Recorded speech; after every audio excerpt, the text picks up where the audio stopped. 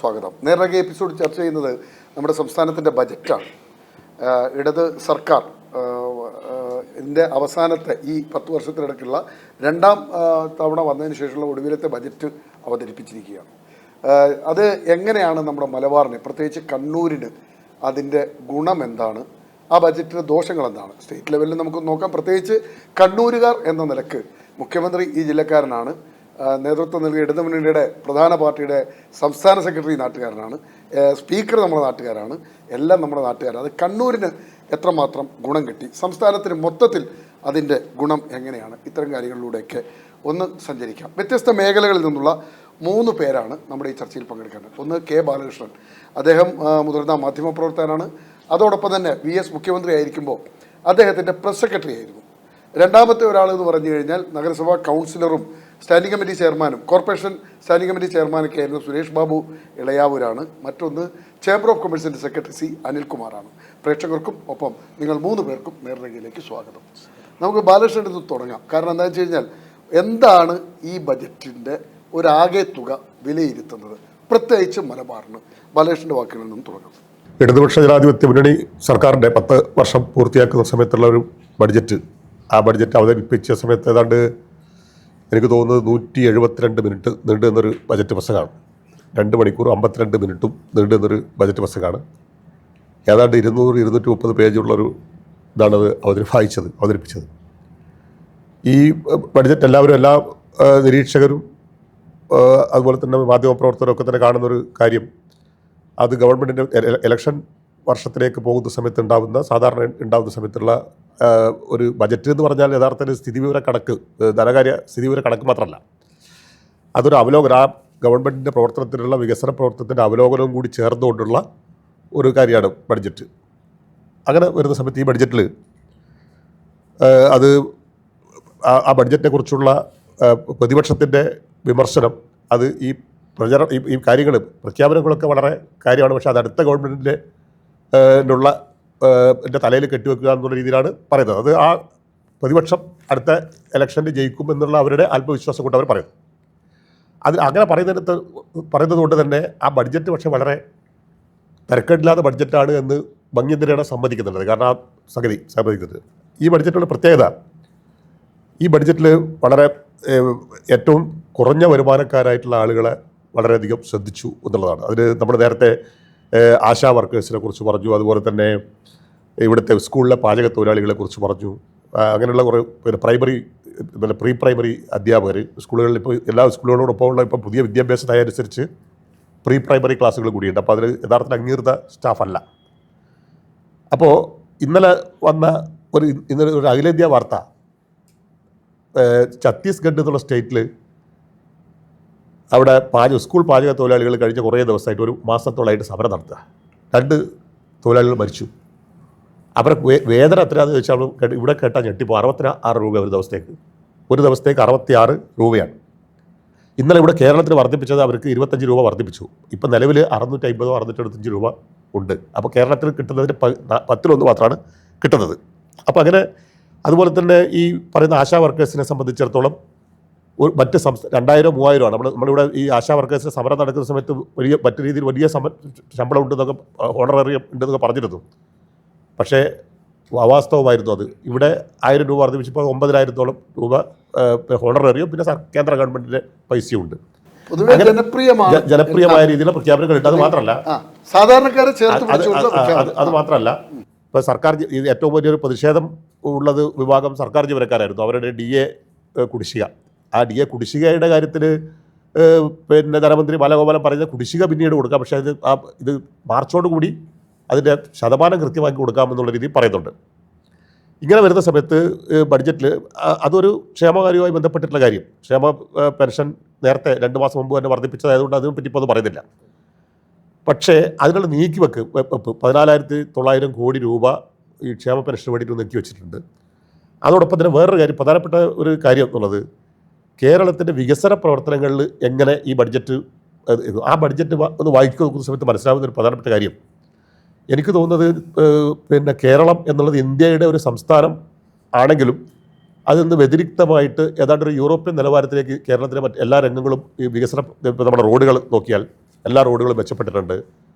മിക്കവാറും റോഡുകൾ മെച്ചപ്പെട്ടിട്ടുണ്ട്.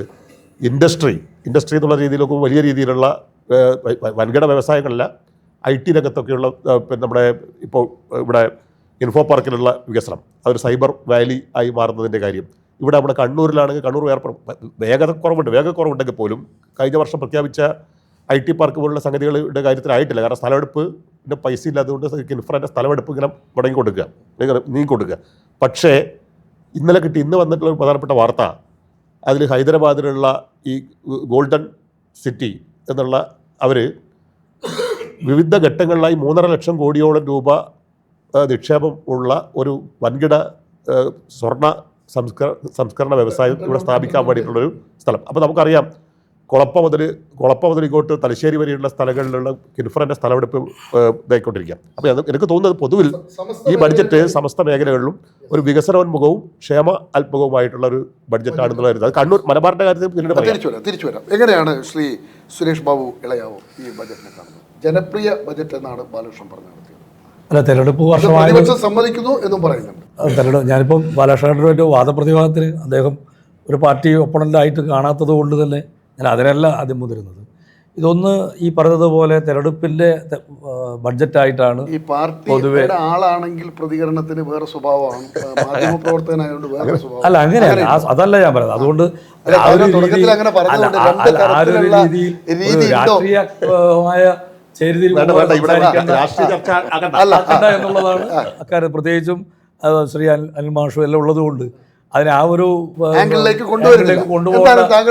അതെ, അതുകൊണ്ടാണ് ഞാൻ പറഞ്ഞു വരുന്നത്, ഇതൊരു തെരഞ്ഞെടുപ്പ് കാല ബഡ്ജറ്റായി ധനകാര്യമന്ത്രി മാറ്റിയിരിക്കുന്നു എന്നുള്ളതാണ് പൊതുവായി എല്ലാവരും വിമർശനം പറയുന്നത് ആ രീതിയിലാണ്. കാരണം ഇതൊരു ഉട്ടോപ്യൻ സങ്കല്പത്തിലേക്ക് നമ്മൾ നേരത്തെ ബാലകൃഷ്ണൻ ഒന്നും നടക്കാത്ത കാര്യങ്ങളാണ്. തീർച്ചയായും അതിൻ്റെ പിന്നാമ്പുറം നമ്മൾ നോക്കി അതല്ലേ കാണാൻ പോകുന്നത്. കഴിഞ്ഞ കൊല്ലം പറഞ്ഞത് എന്തൊക്കെയാണ് നടപ്പിലാക്കിയത്, എന്തൊക്കെയാണ് നടന്നുകൊണ്ടിരിക്കുന്നത് എന്നുള്ളത് നമുക്ക് മനസ്സിലാക്കാൻ വലിയ ദൂരത്തൊന്നും പോകേണ്ടല്ലോ. അങ്ങാടിപ്പടി വരെ ഒന്നും പോകേണ്ട കാര്യമില്ല. അത് ഇവിടെ തന്നെ നമുക്ക് കാണാൻ കഴിയുന്ന കാര്യമാണ്. തീർച്ചയായും അതുകൊണ്ട് തന്നെ കണ്ണൂരിനെ കുറിച്ചായാലും സംസ്ഥാനത്തെക്കുറിച്ചായാലും എനിക്ക് പൊതുവായി വിലയിരുത്താനുള്ളത്, ഇതൊരു അസന്തുലിതാവസ്ഥ സൃഷ്ടിച്ചിട്ടുള്ള, അല്ലെങ്കിൽ ആ രീതിയിൽ രാഷ്ട്രീയം നോക്കി രാഷ്ട്രീയത്തിൻ്റെ മുഖം നോക്കിയുള്ള ഒരു ബഡ്ജറ്റായി ഇതിനെ മാറ്റിയെടുക്കാൻ അവർ ശ്രമിച്ചിട്ടുണ്ട്. അതിൻ്റെ ഏറ്റവും വലിയ തെളിവാണ് നമുക്ക് കാണാൻ കഴിയുന്നത് പോലെ തന്നെ എൻ്റെ കയ്യിലുള്ള മലയാള മനോരമയാണ്. മലയാള മനോരമയിൽ മാതൃഭൂമിയിൽ നിന്ന് വ്യത്യസ്തമായ മലയാള മനോരമ ധർമ്മട ചുറ്റി ബജറ്റ്, അവരുടെ ക്യാപ്ഷൻ തന്നെ നമുക്ക് കാണാൻ കഴിയുന്നതാണ്. ഒരു ബഡ്ജറ്റ് എന്ന് പറയുന്നത് നേരത്തെ ബാലകൃഷ്ണൻ സൂചിപ്പിച്ചതുപോലെ ജനങ്ങളുടെ സർവ്വതോന്മുഖമായ പുരോഗതിക്ക് കാലദേശത്തിൻ്റെയോ അല്ലെങ്കിൽ മറ്റൊന്നിൻ്റെയോ പരിഗണന നൽകാതെ സമൂഹത്തെ ഒന്നായി കണ്ടുകൊണ്ടുള്ള ഒരു വികസന പരിപ്രേക്ഷ്യം അവതരിപ്പിക്കുക എന്നുള്ളതാകണം ബഡ്ജറ്റ്. അപ്പോൾ ഇവിടെ ശ്രീ ബാലഗോപാലൻ ഒരുതരം എന്താ പറയേണ്ടത്, ഒരു ഗിമ്മിക്ക് കാട്ടി ആളുകൾക്കിടയിൽ. ഈ പറഞ്ഞതുപോലെ ബാലകൃഷ്ണൻ പറയുക, ആദ്യം തന്നെ ഞാൻ പറയാം, സർക്കാർ ജീവനക്കാരുടെ കാര്യം എടുത്തു നോക്കുക. 2024 അവർക്ക് പ്രഖ്യാപിച്ച് അനുഭവിക്കേണ്ടി വരുന്നതാണ് അവരുടെ വേതന വർധനവ്.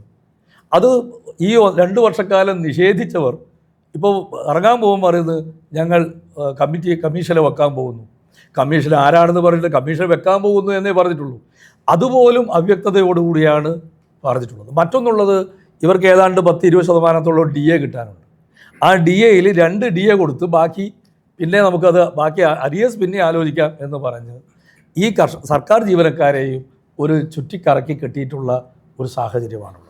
2020, 2021, 2026 ആണല്ലോ ഇവരുടെ 5 വർഷം എന്ന് പറയുന്നത്. 2021 നമുക്കെല്ലാം അറിയാം കോവിഡിൻ്റെ ഒരു പശ്ചാത്തലമാണ്. ആ കോവിഡിൻ്റെ പശ്ചാത്തലത്തിൽ ജീവിതം തന്നെ എങ്ങോട്ട് പോകും എന്ന് അറിയാത്ത ഒരു സാഹചര്യത്തിൽ അവതരിപ്പിക്കപ്പെട്ട എല്ലാ പാർട്ടിയും മുന്നോട്ട് വെച്ച ഒരു ആശയമാണ് ഏറ്റവും സാധാരണക്കാരനെ ലിഫ്റ്റ് ചെയ്യുക എന്നുള്ളത്. അതിൽ ഇടതുപക്ഷം മുന്നോട്ട് വെച്ചത്, ഞങ്ങൾ അധികാരത്തിൽ വീണ്ടും വന്നാൽ 5 വർഷ കാലാവധിക്കുള്ളിൽ 2500 രൂപയെങ്കിലും ക്ഷേമ പെൻഷൻ ആക്കും എന്നാണ്. ഞാൻ സത്യം പറഞ്ഞാൽ ഒരു ഇടതുപക്ഷ ചിന്താഗതിക്കാരനല്ലാത്തത് കൊണ്ടും ഒരു കോൺഗ്രസ് അനുഭാവിയായതുകൊണ്ടും പ്രവർത്തകനായതുകൊണ്ടും എൻ്റെ ഉള്ളിലുണ്ടായത് ഒരു 2250 രൂപയെങ്കിലും ആക്കി ഈ ബഡ്ജറ്റിൽ സാധാരണക്കാരനെ ചേർത്ത് പിടിക്കാനൊരു ശ്രമം നടക്കും എന്നാണ്. 5 വർഷം പൂർത്തിയാകുന്നതിന് 6 മാസം മുമ്പെയാണ് 400 രൂപ മാത്രം വർദ്ധിപ്പിച്ച് 2000 രൂപയായി അവർക്ക് 2000 രൂപ കൊടുക്കുന്നു എന്ന നിലയിൽ ഈ തെരഞ്ഞെടുപ്പിൻ്റെ അല്ലെങ്കിൽ അവരുടെ ഭരണത്തിൻ്റെ അവസാന കാലഘട്ടങ്ങളിൽ അപ്പോൾ ജനങ്ങളതെല്ലാം വളരെ പിന്നെ ലാഘവത്വത്തോടെ തള്ളിക്കളഞ്ഞതായിട്ടാണ് നമുക്ക് ത്രിതല പഞ്ചായത്ത് തെരഞ്ഞെടുപ്പിൽ കാണാൻ കഴിയുന്നത്.